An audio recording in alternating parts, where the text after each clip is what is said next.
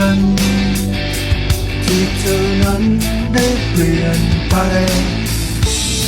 ถึงพูดไม่บ่อยแต่ขอพูดหน่อยแล้วกันเรื่องที่ฉันไม่เข้าใจดังนี้ไม่มีทิมแทงช้ามันเธอลงไปไม่มีเรื่องเล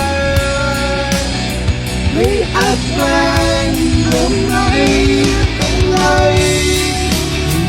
คงมีแต่น้ำตาที่ใจเธอนั้นอ่อนล้าเมื่อไหร่หายไปช่วยบอกทีได้ไหมฉันทำสิ่งใดที่ต้องมาเจอฉัน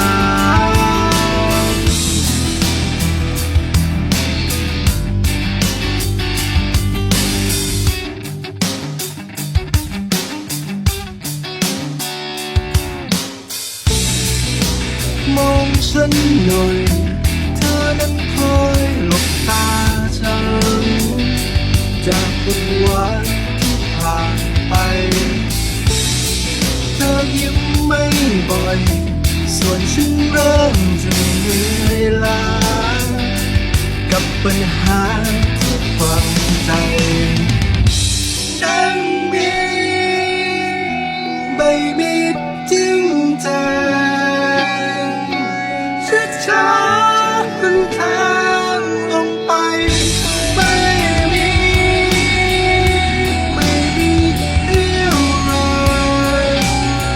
ไม่อาจแกล้งความหมายเป็นไร